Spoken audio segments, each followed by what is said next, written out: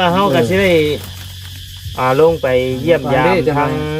น้องมันอยู่หันแล้วน้องคำน่ะน้องช้างน้องนางน้องบงแล้วก็อยู่หันหมดสาวคำเพิ่นก้อนพี่น้องเอ้ยคือได้ยินข่าวว่ามาแต่เฮ็ดเวียกแต่เวียงแล้วเนาะ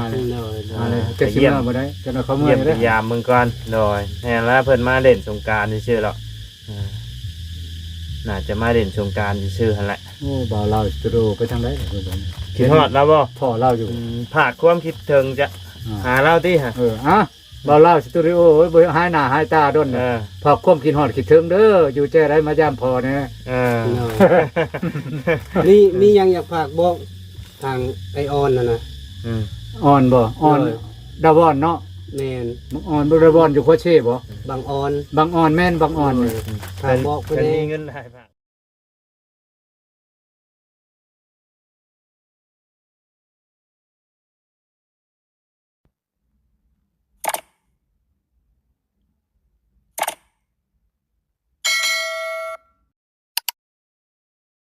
เนาะพี่น้องเลยตัดคลิปตัดภาพมาตอนนี้กับพี่เด้อเนาะอันดับแรกเนาะพี่น้องเลยพาบ่าวแก้วทัวร์มาหาทางประตูปืนแก๊ปเนาะพี่น้องเลยพามาเข้ามาหาประตูปืนแก๊ปก่อนพี่น้องเลยนั่งโศกเศร้าเงางอยอยู่เนาะคนมีตังนั่นแหละคนมีตังบ่คนมีตังมันน่าดูชาวบ้านโอ้ขับไปนอนสบายดีเด้อตู้เด้อสบายดีโดยโดนนานแล้วบ่ได้โดยแวะเยี่ยมแวะยามกันแมนประตูจนว่าโอ้เป็นอะไรดิเขายกเลิกแล้วบ่คิดฮอดบ่วิชาเขาคิดฮอดอีบ่คิดฮอดกันในตัวหรือนอกตัวเป็นอันนั้นเด้อคนเคยเว้าเคยจ้านำกันร่มคนมาหากันตะกี้มีแต่บ่าวเล่าสตูดิโอมาตลอดเดี๋ยวนี้ก็ห่างเหินแล้วห่างเหินเนาะด้นแล้วนี่พวกเจ้ามาใหม่อันนั้นบ่าวยังนั่นเฮาลืมบ่าวโอ้เจ้ายังบ่เคยเห็นนะล็อกน่ะบ่าวยังก็ไว้หน้ามาสิจะตุ๊พี่บ่ไว้หน้าเอานั่งจังสิเยี่ยมโอ้ยนี่กล้องอันนี้แฮงกระเต็กเนาะโอ้ยเบิ่งเอาจักกล้องกันเอาแบบนี้เป็นยังไปทางนี้เป็นยังออกมาพี่บ่โอเคเป็นเบิ่งอันยังน่ะเป็นหูเป็นตาเด้อเว้ย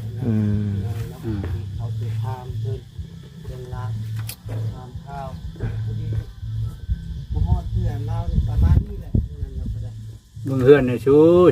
โอ้ยบ่มียักล่มแล้วได้เช่ขนาดแล้วนี่ลมมากี่จนต้นเฮือนต้นมันสิลงอีหลีได้บ่แห้งปานใดนี่จะบ่ลมนี่เช่แห้งเลยได้โอ้นอนผู้เดียวเลยนี่โอ้เป็นได้ไดเป็นปีแล้วคือว่านอนผู้เดียวเมียบ่มานอนนำเฮ็ดได้ก็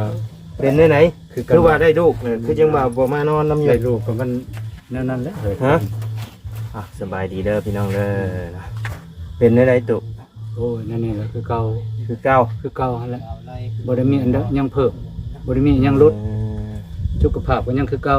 สบายดีอยู่เนาะยังสบายดีอยู่ยังพอไปได้มาได้สบายแห้งงานได้โดยสบายดีเด้อโอ้ยเหี่ยวแฮงเป็นได้บ่แกเมื่อยแฮงยังบ่ทันฮอดได้นี่ยังบ่ทันฮอดเป้าหมายได้นี่ยังบ่ฮอดจุดหมายเฮาได้นี่ลมพุ่นยังอีกยังบ่ทันฮอดจุดหมายได้ผู้บ้านดงผู้ใดไปพุ่นต่อยแม่นโอ้พอแห้งเพราะว่าหม่องจุดพักเฮาอยู่บ้านดงนี่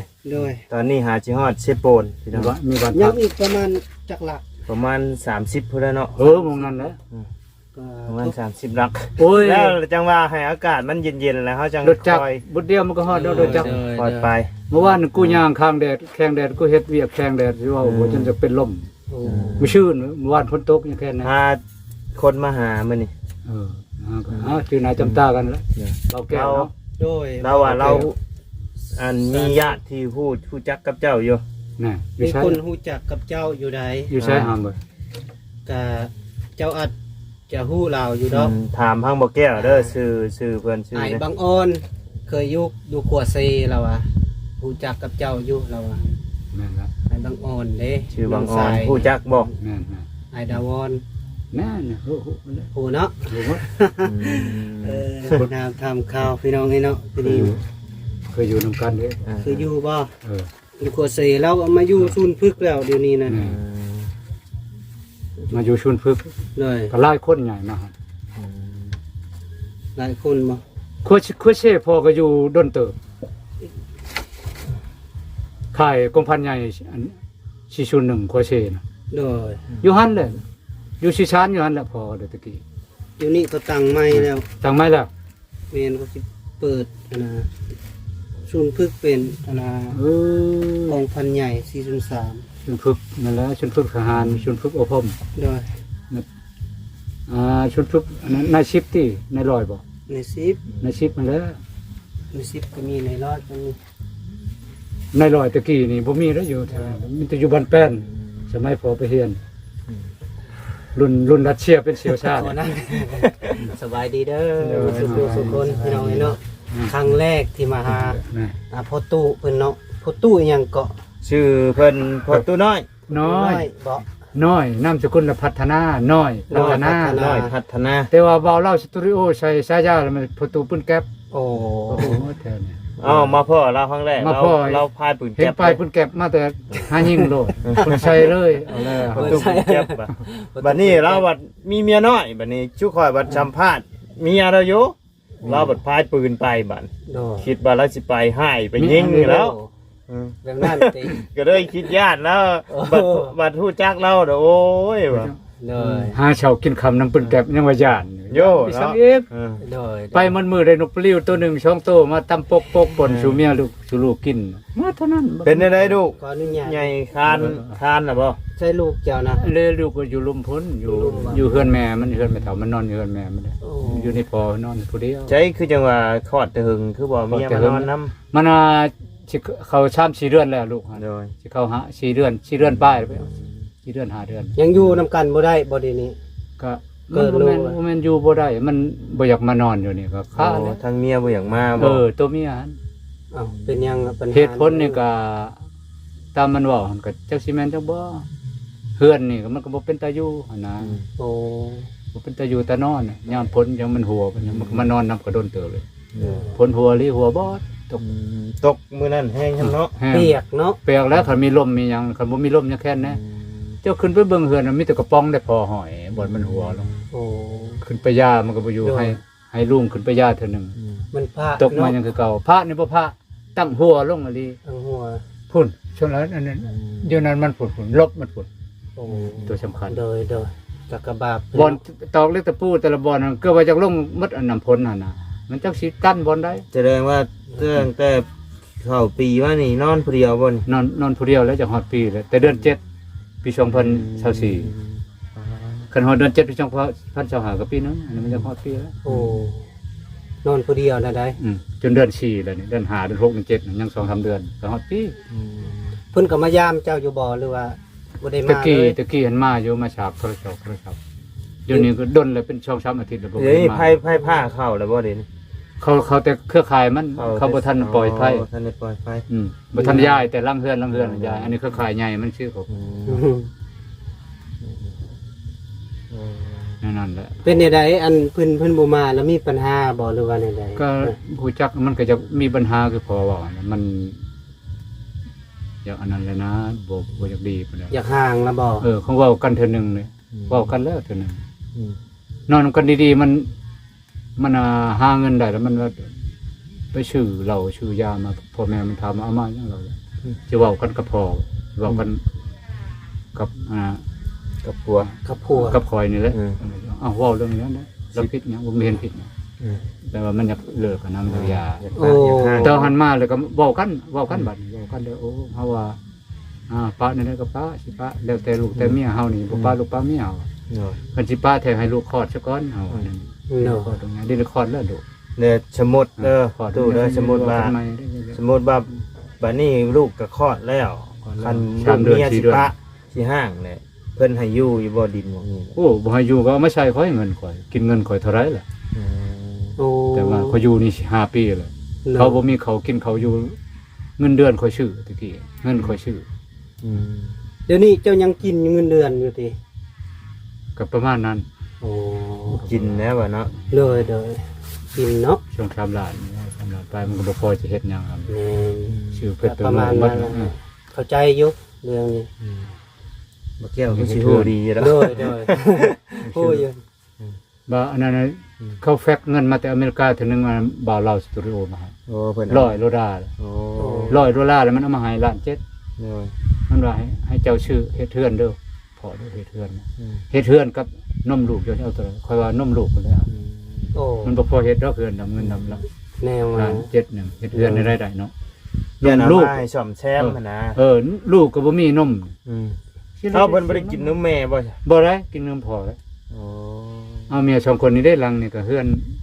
เมียเก่าเด้ แม่นบ่นี่ เมียเก่าตอน เมียเก่ามั มันไปไทยแล้วลูกก็ใหญ่6-7 ปีแล้ว เรามาอยู่นี่เราได้เมีย2คนนั่นแหละ เฮือนพ่อแล้วอันนี้บ่มีบ้านประตูพอเฮ็ดตอนนั้นไป เจ้าบ่สร้างเฮือนนี่ บ่แม่นคอยแล้วพอจ้าง โอ้ พอจ้างจำพอเฮ็ดนั่นแหละเงินพอเด้ ก็แนวมันนะ แต่ว่าปะล่ะมอบไปเพิ่นเลย เงินออกบำนาญใหม่แล้วเขาให้เงินตั้งต้นตั้งโตนะ เนาะ น่ะ50-60 ล้านตัวนี้ป้านี่แล้วก็เขาว่าเฮ็ดได้เฮือนเจ้า ประมาณจักปีจังได้กินเบี้ยบำนาญ กินแล้วเลย ออกพักผ่อนแล้วก็กินรถได้หามื้อ พักผ่อนกิน เรากินแล้ว เจ้านั่งโต๊ะนั่งตังเนาะตะกี้กินเงินเดือน เจ้าออกเขาอันนั้นปลดตำแหน่งเจ้าสมาปลดตำแหน่งหมดหน้าที่เฮ็ดแล้วเจ้าเดี๋ยวนี้เจ้าเฒ่าเฒ่าแก่แล้วกินเงินบำนาญพักกินเงินบำนาญเขาให้กินเลย 60กว่าๆถือว่ากินบำนาญ ประมาณ60กว่า แม่ 60กว่า 60กว่า ผู้หญิงละ40ปลาย50ปลายมีนั่น เนาะ ผักการแต่ว่าเรายังแข็งแรงอายุจักปีแล้วเดี๋ยวนี้ โอ้ยเกิดพอก็บ่ได้เกิดปีหนึง1958ลบลงลูก แบบมัน7ปลาย60ปลาย 70ปลาย ปี1958เอาปี2026ลบโลดเอา2026ลบออก1958เป็นระยะทางของชีวิต 1,000 2026ก่อนแม่ตั้ง บ่ได้ก็ได้ 1958 1,958 เกิด ลบ มันสิลบได้บ่2,000 68 ปี แน่คือแม่นปานนั้น 68 ปียังบ่ทันฮอด70 แม่นปานนั้น 68แต่ว่าเจ้าก็ไว้เติบเนาะได้กินบำนาญ ว้าย เจ้ากินมาจากปีแล้ว บ่2,000ชาวเลยแต่2,000ชาวก็เริ่มต้น ปีกว่า 2,000ชาวเนี่ยเขาห้องขึ้นห้องการของคนในรุ่นพ ป อ ระมาณนั้นเนาะเพราะว่าเราก็60ปลาย แม่5 ปีกว่า รุ่นพอนี่ออกปีนี้เป็นชุดตำบิดของกองพลบ่ท่านกินบำนาญจักเทื่อรุ่นพอนะ36คนขึ้นไปแต่บ่ได้กินหมดบ่ได้กินเงินใครบ่ครบชุดคือพอพวกจำนวนส่วนหลายมันกินเงินบำเหน็จเขาจ่ายให้ก่อนเดียว18ล้าน20ล้านแล้วเลย2 แล้วเฮาบ่ฮู้ดอกตัวนี้ แม่ เอาเงินบำเหน็จกับเงินบำนาญตามกันไหน แม่น สมมุติจะออกเขากึ่งให้ก่อนเดียวเลยเงินบำเหน็จ บำเหน็จ เขาห้องบำเหน็จ คือบ่ได้กินแต่เทื่อเดียวเนาะ กินเท่าเดียวหันแล้วคันคือพอนี่ยังเอาก็ได้บำเหน็จนี่พอบ่ยังเอาอย่ามันเอานี่ได้อยู่ประมาณ100ปลายนี่แล้ว100ปลายแล้วจะฮอดจักมื้อ แม่น เจ้าคนน้ำตาเจ้าสิหาหยังสิได้อันนี้กินแน่เนี่ยกินคู่มื้อคู่เดือนคู่หยัง แม่ บ่ได้จุได้จำ บางเฮาไปหาเห็ดไห้เห็ดนาเห็ดหยังสวยเขาก็มาตื้มเช่น บัตรเงินเดือนออกได้สาวจะไปเอาเองบ่ เอาเองกดเอาเลยเนี่ยมันมีบัตร ATM เลยเพิ่นโอนมาเนาะ เพิ่นโอนมากระช่วงที่โอนมานี่อยู่ธนาคารกิจกรรมเมืองสกล เลย หรือว่าบัตรตัวนี้เอาอยู่ธนาคารเอาตู้ ATM ตัวใดก็ได้ ได้เบิด ได้เบิด เลย หากบอลค้าประจำแท้ธนาคารกิจกรรมเมืองสกลนี่บอลรับเงินเดือนตะกี้รับเงินเดือนได้แล้วต่อมาเนี่ยประมาณ2-3 ปีนี่2 ปีนี่แหละเขาอันนี้ให้บัตรกด แสดงว่าเจ้านี่บ่ได้ไปหาลูกชายเลยบ่คุมื้อนี้ ไปหากมากิน อ๋อไปหาสิมาแต่ว่า อุ้มอยู่กิน แต่ว่าเมียน่ะ เห็นอยู่บ่มี เห็นนั่นแล้วยานนั่นเนี่ยอะไร ตอนนี้เพิ่นอยากเลิกอีกบ่ตอนนี้ ก็คิดว่าในนั้นแหละ บ่มีลูกจักคนเลย ผู้เดียวนี่แหละเอา4-5 ปีผู้เดียวนี่ ลูกก็ยังน้อยๆ ลูกว่าได้ประมาณ4 เดือนไป3 เดือนไป4 เดือนนี่แหละ เลย เพิ่นก็บ่ได้อุ้มลูกอุ้มเจ้ามาเล่นอยู่พี่เลยเนาะ บอกมันนะ มันอูมาเท่านึง อืม มาชาวพระจันทร์ ใช่จ้ะ น้องเมีย น้องเมียบ่ บักวาน เออ มันมาชาวพระจันทร์กูมึง อยู่เรือนเพิ่นบ่มีหมองฉากไว้ นี่มองเช้าแล้วมันลายหน่อย ลายหน่อย อันนี้แห้งน้อยก็ข่อย เอ อันนี้ อ แสงโซลาร์เซลล์เขาน้อย อืม ๆเขาไปช่องเครื่อง จากที่โซลาร์เซลล์ แสงโซลาร์เซลล์ ยังบ่ทันไผยังบ่ได้เข้าได้บ่า ยังใช้คือวางตะไคร้คือบ่ทันไฟบ่ทันปล่อยไฟ คือว่าเปิดตู้ได้ซะ โอ้ยนั่นตัวอันนี้เขาติดจักรไฟฟ้ากบอยู่หั่น อ๋อ จักรไฟฟ้าน้อย มีเครื่องปั่น ได้คำว่ามีเครื่องปั่นกับหม้อไฟก็ได้ อืม มันทำไม่ได้หม้อไฟเขา เลยคือบ่ซื้อแบบจากคนดาอย่าง ก็มีแต่เพื่อนเราเพื่อนผู้ตู่ ซุปตึ๊บแล้วก็เลยเนาะ เนี่ย สบายและทาง ผู้ ตา มีเจ้าคนได้แล้วผู้อันนั้นผู้เจ้าของตู่ เลย เพื่อนมันเจ้าคนได้หน่อย คือจังว่าเฮามาหาตอนนั้นคือจังว่าฮักแท้งกันดีอยู่ เขาทำได้แต่ว่าเขาคือว่าแล้วมันบ่มีสิ่งใดแน่นอนทำ อืม มันเปลี่ยนไปตลอด แม่นได้เนาะ กันช่องบ่เห็นยังวะ แม่น คนตายนี่แค้นข้อทุบบัญญังเลยตื่นมาเช้าเห็นหน้าจังว่าย่างคนครับ ย่อย อย่าพาว่าเจ้ามืออื่นกินอันนี้นั่น แม่น ไปแมลงกึกไปเลย แม่นแม่น อ้าวหลายคนอะไร แมน เอาแน่นอนได้คำโบราณคนว่าทึกได้เมืองนอก แต่ แค้นข้อทุบบัญญังนี่ถ้าคนตายแล้วก็เจ้าบรมัดระวังเลยเด้อ แม่น แห้งชับคู่มือเนี่ยมันแห้งโลกมันเป็นว่าโลกมัน โลก เจริญนะ โลกกลมๆ โลกกลมๆอันนี้ เอาเบอร์กล้องเฮาก็ เจ้าหน้าที่รถที่ยันประตืดตัวกันไปภาพสี่ภาพหาฉันเนี่ยน่ะโอ้ยว่าแล้วมันตายหมดอายุแค่แน่เห็นไหม ปีนี้บ่ได้ปลูกข้าวบ่อยู่นี่จริง ปลูกอะไรแล้วมาดิปลูกแต่ ในเนาะ ปลูกแต่ปีต้นปีปลูกข้าวต้นนิดแล้วปลูกมาเยอะ เฮ็ดให้บ่เท่านี้นะ ให้ นั่นเนาะ มีหน้า ผู้ยุพา มีหน้าก็จำนวนหนึ่งจำนวนน้อยพอได้1% 2% ข่อยก็อยู่ผู้ยุพาคือกันข่อยน่ะคนใส่กองบ่ได้ แต่ละวันเขาบอก บ่ใส่กอง เออ มือก็ลืมผมจะเคยไปก็ บ้านเราก็อยู่พุ่นแม่นบ่ บ้านคอยกับบ้านหินลาบเมืองเรางามนี่เมืองเสกอง โอ้สารวัตรจ้ะ ชาละวันนี่แหละ เลย ตอนนั้นแห่งลุมชาละวันคอยไปบอนไปอยู่ เลย ชาละวัน ถ้าแต่งไปพุ่น เออ เป็นเมืองของเขา ถ้าแต้งอัตตปือจำประชับลงไปพุ่นเลยต่าง ไป ๆหมด วันนี้มันมีปัญหาวันนี้เฮ็ดจะได้วันนี้จะได้เว้าควมบ่หรือว่า นั่ นั่ น น เองจังมือได้แล้วเดี๋ยวถามมันเลยมันนะเป็นตัวตอบเงียบไปแล้วเนี่ยจังมือได้แม่เท่าที่อันนั้นเอิญเขามาบอกแม่บอกมาบอกเอิญมาบอกมาถามมาแล้ว เลย ยังสิเอากันบ่ยังสิอยู่นำกันบ่ น้ำใจในนี่มันก็บ่จบบ่งามเด้อเนาะลูกผัวบ่ได้อยู่ร่วมกันเป็นปีเด้อ อยู่แบบนี้ให้ฮู้จักกันไปซะ เนี่ย สมมุติเพิ่นว่าจบมันสิเฮ็ดจังไดเจ้าบัดนี้ จบก็พอก็อยู่นี่แหละอยู่คนเดียวอยู่นี่แหละ ไล่ดินเพิ่น เพิ่นสิบ่ยึดบ่ดินแดน หยุดจังคันหยุดก็หาเงินมาค่อยดินนี่ขอบเขตค่อยตั้งเฮือนนี่เด้นี่บ่แม่นว่าเขาอยากได้หมดดินอันนี้หรอก เอาแต่เฉพาะตั้ง เรี เรื ย อก น ค่าตั้งเฮือนนี่นี่จ้า10ปลายเม็ดนี่ แต่สมมุติว่าเลิกลากันแหละคนในบ้านเพิ่นสิรับห้องเอาเจ้าอยู่บ่ ก็มีเขาสิให้เอาห้องแหล้วเฮือนใดเฮือนหนึ่งเจ้าเฮือนใดหำหนึ่งเขามีเขาต้องถามเจ้าจะอยู่เฮือนใดเจ้าจะพึ่งพาใช้เฮือนใดยามเจ็บยามเป็นนี่น่ะคอยสิตอบว่าคนบ่พึ่งพาเฮือนใด โทรมายัง คอยสิอยู่ในบ้านนี่ซื่อ เลย โดยสบายดีทุกเพิ่ม เนาะเนาะ เดือนนั้นนะมันขมังเลยเด้ ลูก เพราะมันเฮาจากปลาลูกปลามี เลย ลูกเมียจากปลา ก็จะได้ขึ้นมาได้ตอนนี้เนาะ ถามเรื่องราวเป็นจังไดเนาะ ลูก แล้วเพิ่นสิตอนหับอยู่บ่เนาะแขกคนที่เก่านะฮักกันดีอยู่ เอ ติเนาะ อฮักกันแล้ว แต่ว่ามันมีปัญหาแบบนี้ มีปัญหาเลยคอยก็จะว่าปัญหาของมันโดย ติดโลกออนไลน์ผมคิดว่า โดย ไม่ว่าแจ้งทั้งเรื่องใครเรื่องมันนะ แม่ได้ลูกผู้ชายติ ผู้ชาย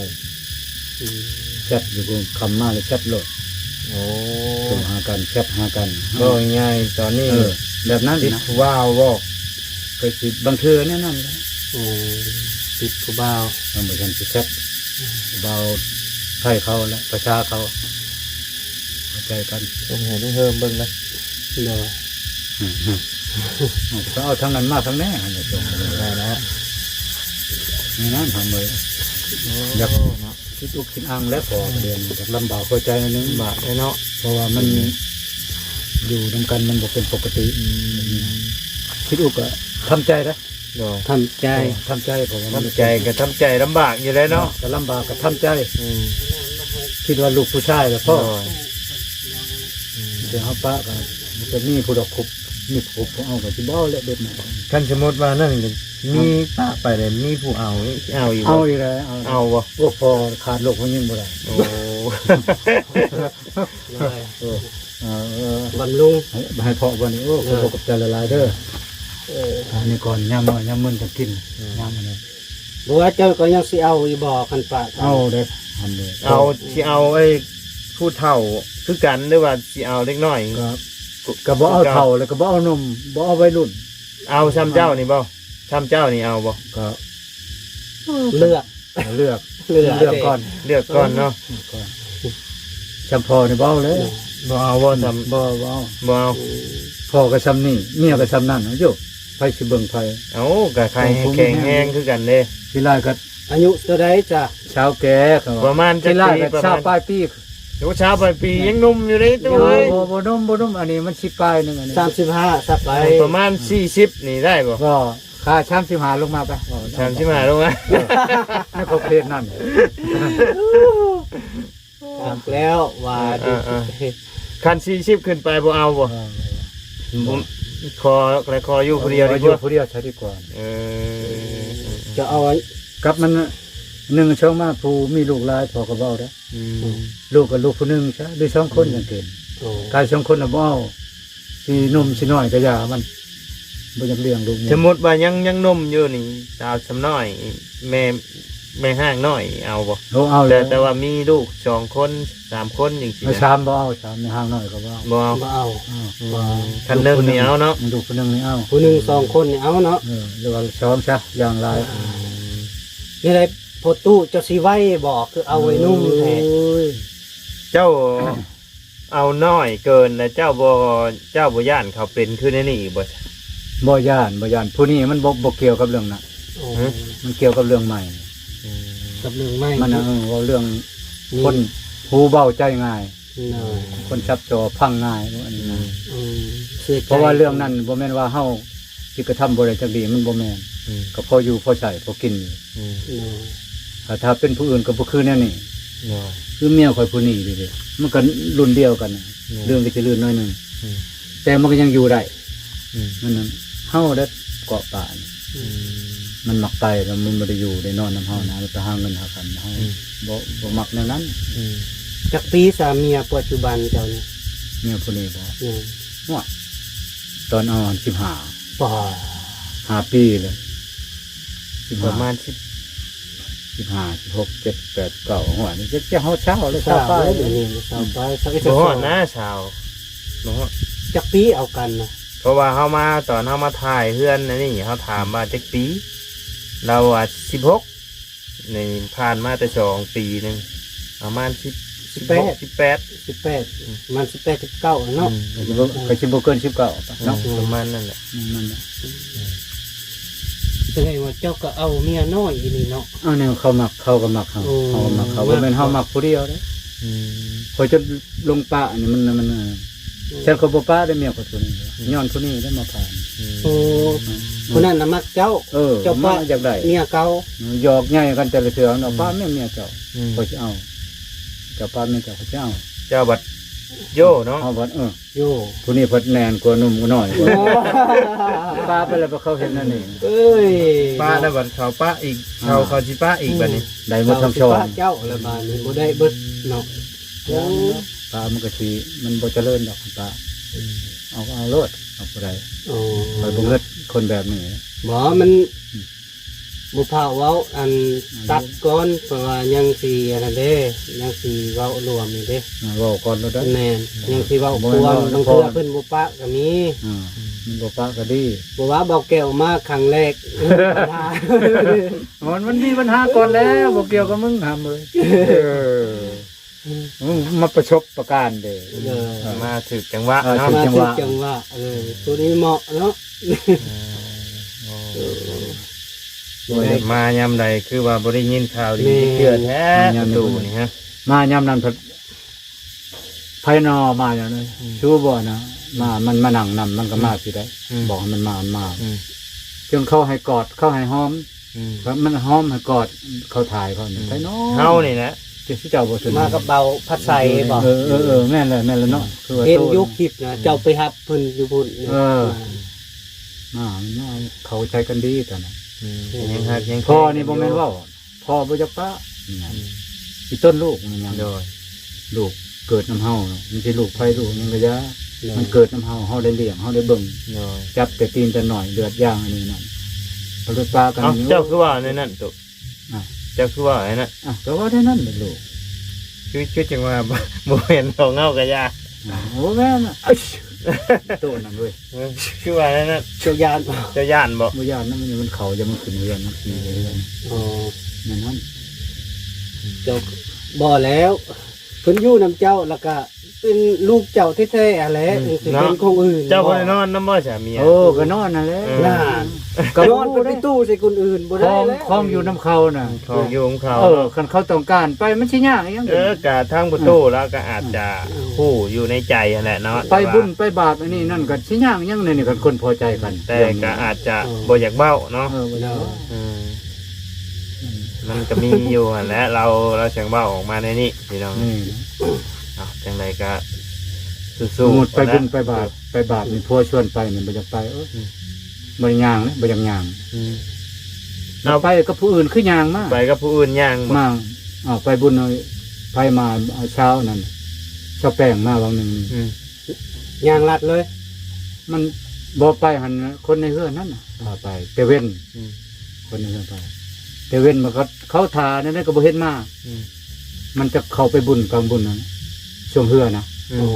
ช่วงเฮือ โอ้ มันช่วงเฮือปีใหม่บุญปีใหม่โอ้ย บุญเจ้าเฮือบ่ได้ไปบ่ บ่ทาจะบ่มาจนฮอด1 โมงกลางคืนมันมาผู้เดียวมาคอยประทานมากับไผมาผู้เดียวย่างมาคอยบ่ได้เชื่อแบบนั้นเจ้ากินน้ำไผอยู่พุ่นอยู่บุญอยู่บ่กินน้ำหมู่ผู้หญิงหรือผู้ชายผู้หญิงคอยบ่เชื่อเขาบอกจนฮอด1 โมงกลางคืนมาผู้เดียวบ่กดหัว เจ้าก็บ่ได้ให้ได้ด่าติ บ่ได้ด่าได้หยัง ยันเจ้าให้แล้วเพิ่นก็เสียใจนะ บ่ค่อยบ่เคยด่าเมีย เราบ่เคยให้เมียหรอกดู บ่เคยให้ เมีย2-3คนบ่ได้เคยด่าเคยปล่อยจักทีบ่ตีน เด้อ บ่ได้ติดลงเมื่อจักคน เด้อเด้อ นั่นแหละ มีหยังก็สู้ บ่อยากป้าอีต้นลูกเลยลูกเฮาเกิดน้ำเฮาก็เลยพ่อแม่ป้ากันบัดนี้ก็ยากเลย ๆโดยหยัง เขาเลี้ยงสมมุติพ่อใหม่มาจักสิแพงชำเฮาหรือบ่แพงชำเขาหรือบ่ โอ้แนวมาแล้วเรื่องตัวนั้นก็ยังบ่ทันรู้ นั่นพ่อบ่อยากป้าแต่ว่าเขาอยากป้าก็จำเป็น เด้อ เขาว่าใช่เจ้าแต่บ่ว่าในบ้านอย่าป้า เทื่อนึงแล้วบอกกันอันนี้เทื่อที่2นี่ เทื่อที่2กับเพิ่นเบ้าว่าอยากป้าบ่ บ่ทันเว้าเทื่อที่2นี่ครับบ่จึงมื้อ แต่ว่าอาการออกเนาะ อาการเขา ลูกชายกินขนมเป็นนะบ่ เป็น กินขนมนี่บ่ต้องคิดลายตู้ ก็เนาะ ตู้ โอ้แซ่บได้นี่ว่าจะมีแต่ว่าเฮาก็สิได้ลงไปเยี่ยมยามทางน้อง มันอยู่หันและน้องคำน่ะ น้อง น้องช้าง น้องนางน้องบงแล้วก็ อยู่หันหมด สาวคำเพิ่นก้อนพี่น้องเอ้ยคือได้ยินข่าวว่า มาแล้ว มาแต่เฮ็ดเบียกแต่เวียงแล้วเนาะ มาเลยจะสิมาบ่ได้จะเอาเขาเมื่อ เยี่ยม ยได้ ยามเมืองก่อนโดยแน่แล้วเพิ่นมาเล่นสงกรานต์ซื่อๆหรอกน่าจะมาเล่นสงกรานต์ซื่อๆหั่นแหละ โอ้บ่าวเราจะดูไปทางใดครับผม คิดฮอดแล้วบ่ พ่อเล่าอยู่ ผาดความคิดถึงจะหาเล่าติฮะ บ่าวเล่าสตูดิโอบ่หายหน้าหายตาดนพอความคิดฮอดคิดถึงเด้ออยู่ใจไรมายามพ่อแน่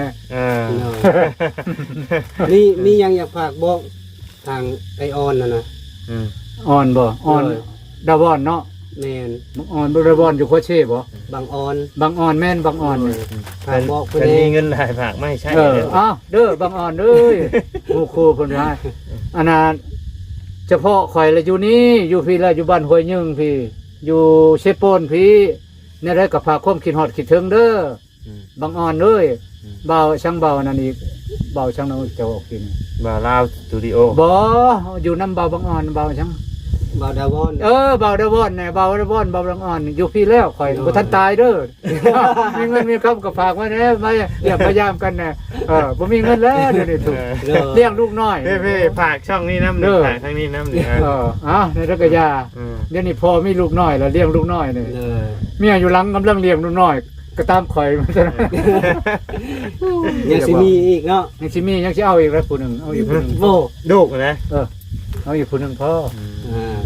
ให้มันมีตีนมีมือเด้มีอ้ายมี สิ น้อ เอา ง จังได๋คือว่ามีปัญหาแล้ว ก็มีปัญหาก็ มามันก็เคลียร์ สมมุ กั ติ น ว่ามันบ่มีปัญหามันเคลียร์กันได้นะ สิเอาอีกเนาะยันบ่ได้เลยนะ บ่ได้แล้วก็เอาผู้ใหม่เอาผู้นั้นผู้ใหม่อีก โอ้ไปเลยเนาะ ไปเรื่อยๆไว้ลูกผู้ชายตัวจริงน่ะ ลูกผู้ชายตัวจริงเนาะ เลย เขามีของดีเนี่ย บ่มีดอกของ มัน ดี มีบ่ตุ มีแต่ช่องหน่วยหั่นแหละของดีไปก็มีหมดชูก็มีหมดช่อง มีบ่ตุ มีกับปัน บ่ นะ มีดอกบ่มี บ่ถามมา มี ดิ กับ มี ปัน บ่มีอีหลีได้ ฮะ ให้เป็นตีนเป็นมือก็ได้บ่มีของดี บ่มี เรียน นะ มาเป็นทหาร แต่ว่า เก่าตะกี้ช่วงที่มี ค่อยก็เงิดเรื่องไปยิงเรื่องอันนั้นเนี่ยเขามักติดมักนำกันมันอยู่บ่ได้ อยู่น้ำซบเจ้าบ่ โอ้ขอยยันหนึ่งอยู่ในชบหามื้อช่องนี่อยู่ในกินลิญามารยาทเฮา คนบ่คิดบ้านผ่านเมืองคนหมู่คนขู่ไว้ เนาะ บัดนี้คนบ่ขี้กี่ตั้งสมมุติประชาขอให้แน่อ้าย 10,000 ให้ฮอด15คันนี้ให้เช้า เรื่องนั้น ในทงนี้บ่ได้คิดที่อีกชื่อกินให้อย่างอย่างแบบนี้ โดย คันบ่มีก็ว่าบ่มีความจริงก็เป็นแบบนั้น เอาโอเคจังไดก็สู้ๆเด้อตู้เด้อ สู้ เนาะโดย อ่ะ สิเป็นในรายการสู้ๆเนาะ เป็นอะไรก็อย่าเจ้าชินเจ้าทานอย่าให้เมียปะได้ เนาะ เกี่ยวกอมให้ลูกให้เมีย กลับมา บอก เนาะ กลับคืนมาคือเก่าแล้วแนวคิด หักแพงคือเก่าเนาะ หักแพงคือเก่ามันจะไม่ปะอีต้นลูกเจ้าชินเจ้าทานเลยนั่นก็อย่านะ นอนผู้เดียวเนาะ นอนผู้เดียว มีแต่หาเงินเฮ็ดเฮือนงามๆและสิให้เมียมาอยู่นำ เออ เห็นได้วิธีหาเงินสิได้เฮือนงามมื้อนี้ ก็ โอเคจ้ะป้าพี่น้องเอ้ยสำหรับคลิปนี้ลำลาเด้อ ที่พอนี่ เนาะ ยังบ่ทันมีใบชำระครัวมีใบชำระครัวมีแต่ไปยืมธนาคารคือเงินเราไม่ยืมตอนนั้นเขาบ่ทันใช้ใบชำระครัวเลยแต่ปีภายนอกเดี๋ยวนี้เขาอยากให้มีใบชำระครัวยืมมาไปยืมพอจะไปยืมเดือนนึง โดย เขาบ่ให้ให้ใบชำระครัวเก่าของอยู่เชโนเนี่ยบ่เอาบ่มีผู้ลงลายเซ็นเลยมาเฮ็ดอยู่บ้านหัวยืงนี้เขาลงลายเซ็นในเอกสารต่างๆจังได้เงิน เอาขออนุญาต โอเคป้าตู้ ครบ สบายดีเด้อเนาะพี่น้องเด้อ 60 ล้านพอ พบเจอกันคลิปหน้าเด้อเนาะไปแล้วสบายดีเด้อ โอ้ยของใหม่